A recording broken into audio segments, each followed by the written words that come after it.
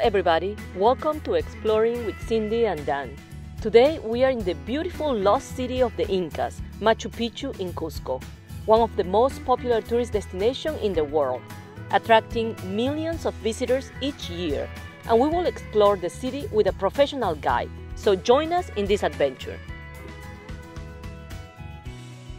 We arrived in Cusco from Lima, and today we left the Ollantaytambo train station.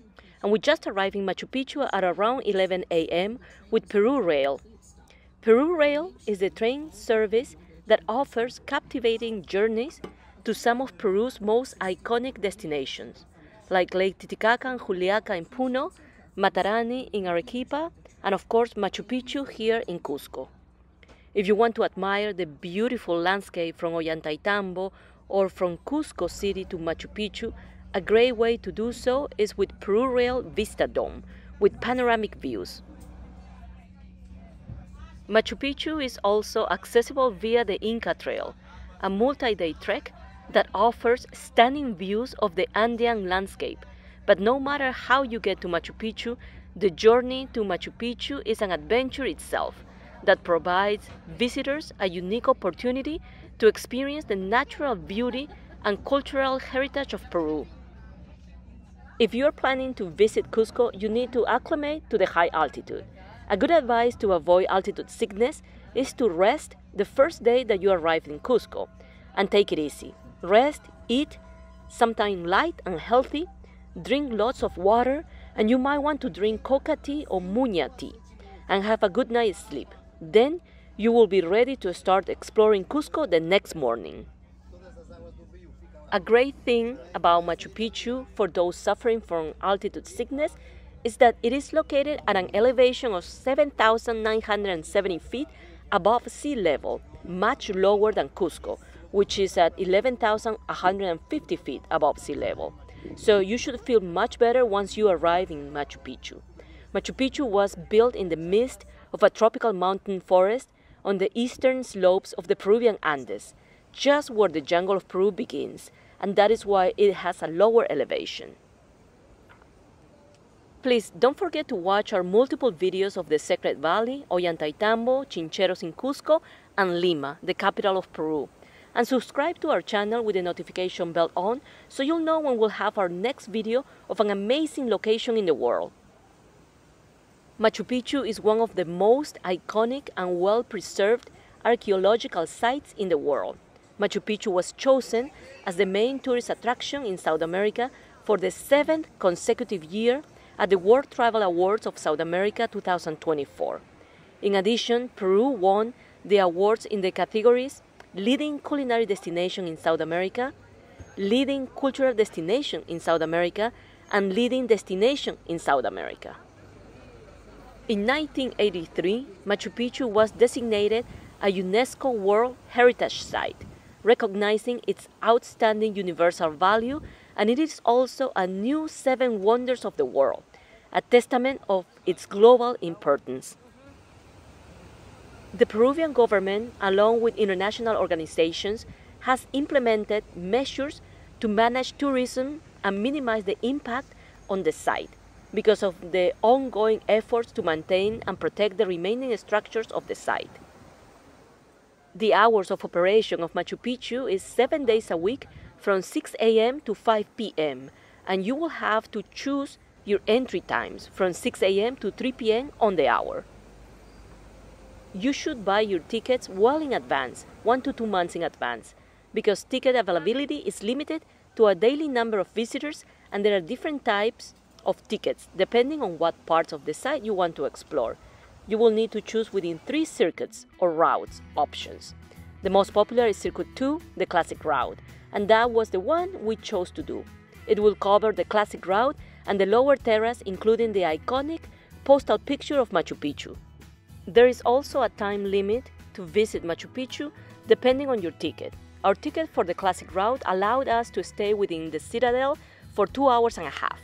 The circuit number 1 has a limit of 7 hours and circuit number 3 a limit of 4 hours, but the 3 routes allows you to see the classic 360 degrees views of Machu Picchu. The tickets for the 3 circuits route are between $42 and $54 per person. But if you are Peruvian, your ticket will cost you around $17. According to the Machu Picchu's rules, you will need a licensed tour guide to access the citadel. However, some people will enter without a guide, but I do recommend that you book a guided tour because there is so much history and culture that surrounds Machu Picchu, and a good guide will be able to provide you with a lot of information and tell you the history of the city. Machu Picchu is located in the eastern Andes mountains of southern Peru. It is nested between the peaks of Machu Picchu and Huayna Picchu, overlooking the Urubamba River, 80 miles from the city of Cusco. Machu Picchu, in the Quechua language, the language of the Inca, means old peak. The dwellings at the site were probably built and occupied from the mid-1400s to the early or mid-1500s. Machu Picchu is one of the few American Indian sites dating from that long ago to be found nearly intact, as you will see on our video. The city was not originally known by this name, but its original name has been lost in time. The archaeological complex, which is one of the wonders of the world, remained hidden in the mist and thick vegetation of the tropical forest until 1911, when its existence was made public to the world by the American explorer Hiram Bingham. He was sponsored by the Yale University and the National Geographic Society, bringing international attention to the site. This marked the beginning of a new era of exploration and study. Machu Picchu was a sacred city where selected individuals lived who belonged to the Inca nobility and the priesthood. Its inaccessibility made it a secure site, and the surrounding scenery gave it an especially enigmatic and magical character. Machu Picchu was built around 1450 during the reign of the Inca Emperor Pachacutec. The site was abandoned a century later, around the time of the Spanish conquest of the Inca Empire. However, the Spanish never attacked the site, since the last refuge of the Inca was based at Vilcabamba rather than Machu Picchu. Their inhabitants may have fled to the jungle areas where faced with the presence of the Spaniards. The city of Machu Picchu is divided into 2 sectors, the agricultural and the urban sector. The agricultural sector was composed of terraces which surrounded the site, and the urban sector was separated from the agricultural one by a ditch and wall which ended at the guarded entrance to which access was controlled to the city. The urban sector is composed of ceremonial buildings, including the famous Temple of the Sun. This area has a series of streets, passageways, and stairways which link the buildings to each other. This design was arranged in this way to provide greater security for certain sectors of the complex. Now we are inside the bus that will take you from Aguascalientes at the bottom of Machu Picchu to the actual site. This is a service required to reach the Inca city. It leaves every 10 minutes and the journey takes around 30 minutes. It costs $24 round trip per person or $15 round trip if you are Peruvian. This area is rich, natural and cultural rich. Of course, this Machu Picchu was decorated by UNESCO as a World Heritage in 1983 as a new 7 marble in 2007. Look sir, in front of us you can appreciate special mountain. The name of this mountain is Hutucusi. Hutucusi. No, no exactly meaning. Cusi means if you say special. This mountain had a special linking with the other mountain, Huayna Picchu or Young Mountain, and Machu Picchu. All right, and urban sectors. Now we are in agricultural sectors. Okay. The original Inca trail. People really did, the Inca trail from Ollantaytambo the one here. They arrived in 4 days. They overnight in different countryside. After 4 days, they arrived and they get into Machu Picchu by Sun Gate. Look at this. Those houses were 2 double floored. The first floor probably for live, and the second floor to What was it for? the first floor probably to to live there, but the second one to keep products. What kind of products? Corn. Pumpkins. Quinoa. Quinoa not here. Corn. Oh, corn. Quinoa, yesterday we saw it. In Ollantaytambo, they found a seed, solar seeds. But here, what kind of seeds or evidence they found? Pumpkin, corn, different kind of avocados, avocado, and corn. Oh, really? On the top, there is rocas. Of course, we have hummingbird. Look, this hummingbird. Oh, sorry, butterfly. No, hummingbird, right? Hummingbirds. This is hummingbird. Hummingbirds, different kind of butterflies. So, of course, this is the most important Andean bird, big bird. The condor. The condor was considered as a spirit of the mountains, and not only as a spirit of the mountains, also it was considered, still nowadays, the local people consider as a messenger between God and humans. Or, for example, if came some sicknesses, they know. And when the shepherds, local people see, and they say, okay, the condor is coming here. It's not normal for it to be here. They said, probably they bring many messengers or anything. And the people, feel a little afraid or fear. Yeah, it's because it's considered as a holy bird. A lot of orchids. And the famous, unpopular. There is a popular here. Let me show you. Oh. Not here, but each one is unique. Each has different shape. Like this. Oh, this is the wakanki. Wakanki is a special flower, orchid. Why? Wakanki means when someone tears, someone tears. In Quechua, it's the Quechua name.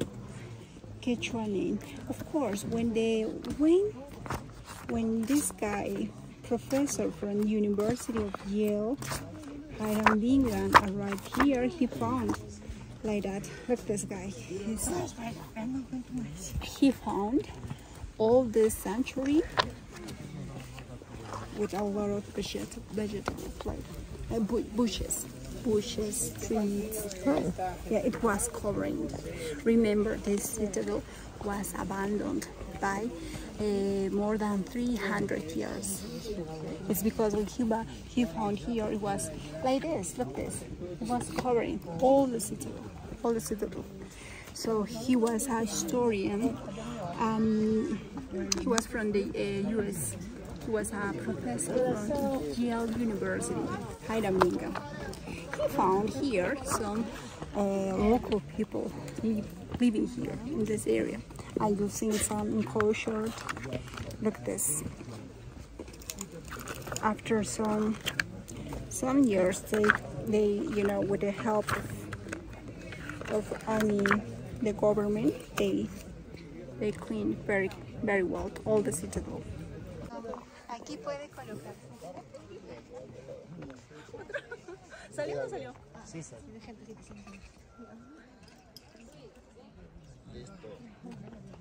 Some scholars said that in this vast territory that the Incas inhabited, they building, or they did different kind of rules for royalty, for religion, or for army. Oh. They said, but others said no, it's not true because they did one path or road. But it's not true because all the time human they choose or they build for religions, for army, or for the Incas, for example, the original Incas. Our tour guide was telling us that here in Bingham found several pieces of pottery scattered around the main plaza. here in Machu Picchu.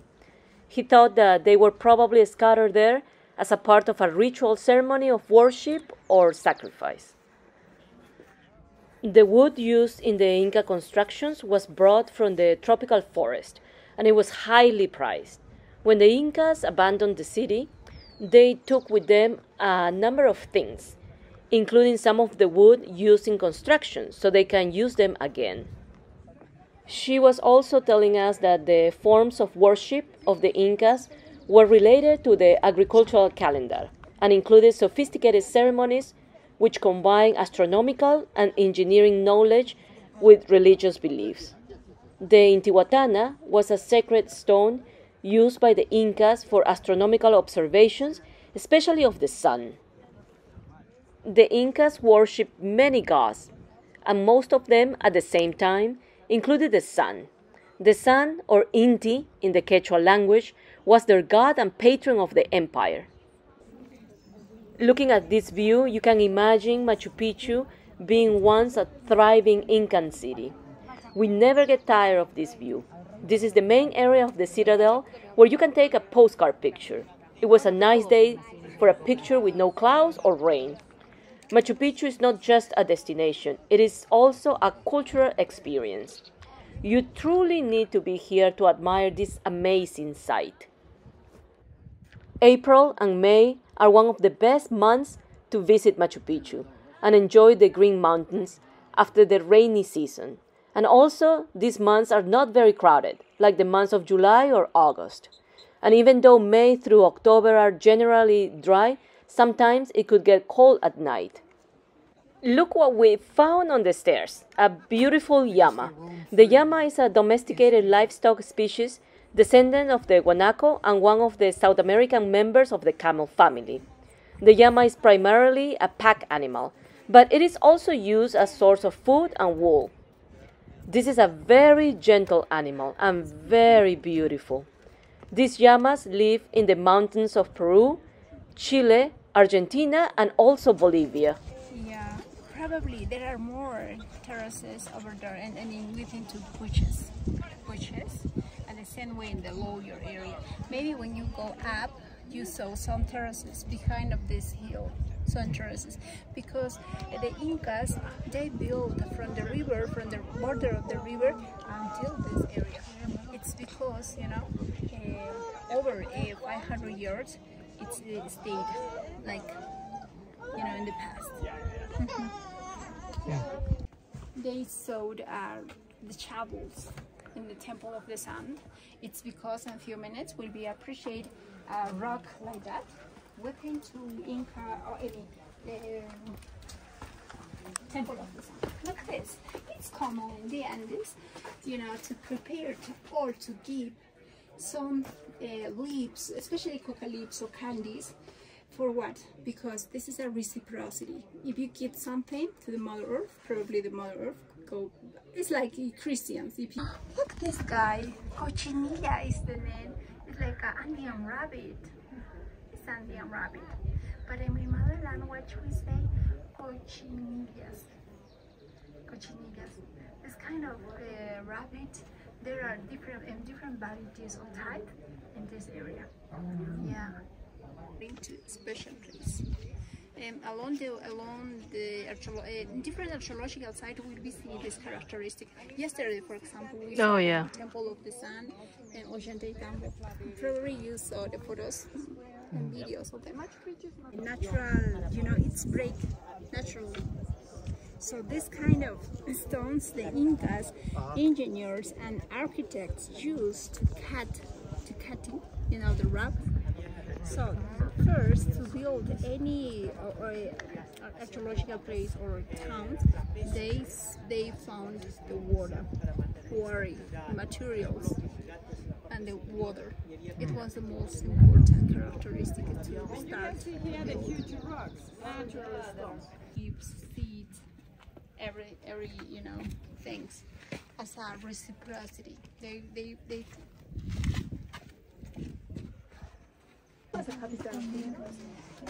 Here you can find archaeological sites.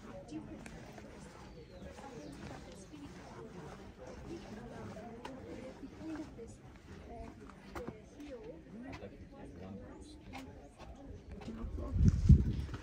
windows, probably in the past they put kind of rocks, probably, you know, natural fibers or natural rocks on the floor. And look this there, look this, in winter solstice, on June 21st, the sun is arriving exactly to this place. They use as a time indicators, or like a sundial, and they see there, and you know, they, especially in winter solstice, winter and summer solstice, here close in both sides we can appreciate also the enclosures. Probably here, can you see this window? Oh, sorry, no window, balcony. Oh, this balcony. Probably in that area stayed all the time the priest or the Andean astronomer, just looking, you know, the shadow.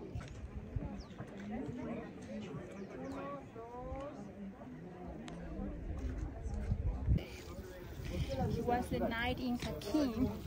He changed everything in terms of religion, political, or astronomical. He was a visionary man. Pachacute. Yeah.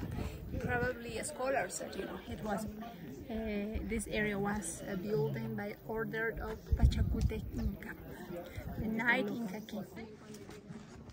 Since June of 2024, you can find 10 new routes within the 3 circuits route. And now that we're finishing our tour, I can definitely tell you that Circuit 2 is the best of Machu Picchu because it allows you a more complete tour of the construction of the city and the lower terrace route that includes the Temple of the Condor, the Sacred Rock, the Sacred Plaza, and you can also view the Temple of the Three Windows and many more places within the city. It is a more complete tour of Machu Picchu that includes visits to the main Inca sites.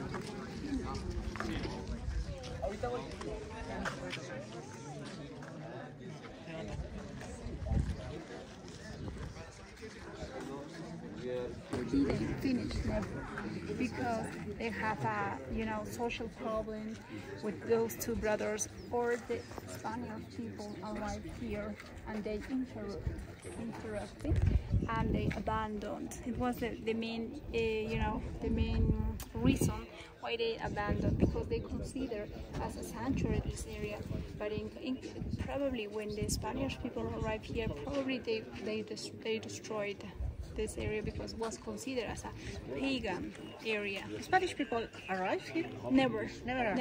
No evidence. No evidence. It's because the local people before to abandon, they closed the areas. Yeah, it was impossible to arrive without any, you know, bridge.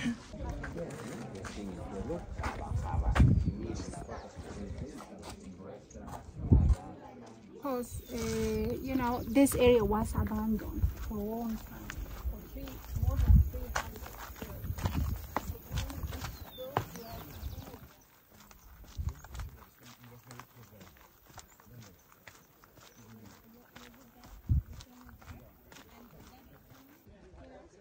This is the Sacred Rock. It is a monolith of pretty big dimensions where religious rituals were performed, located at the center of 2 guaranas, 2 structures with 3 walls each structure.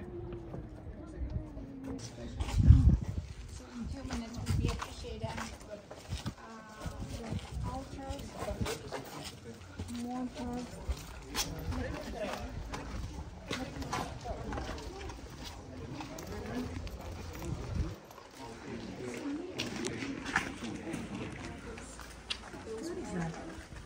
Many people said it were, you know, they worship astronomy and summer solstice and equinox. This is the Temple of the Condor. It's located in the eastern part of the urban sector of the city. And the name comes from the resemblance between its design and the form of an Andean condor. The area served as a prison or punishment cells, but it is closed to the public, so we couldn't go inside.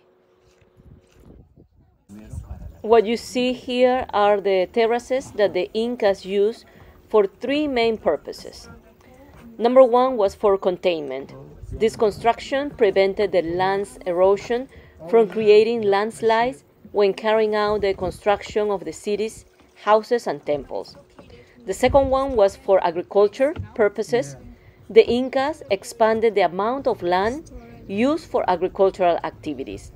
And the last one was for ceremonial centers. These extensive platforms were intended to also decorate ceremonial centers. Okay? Yeah. Repeat after me, okay?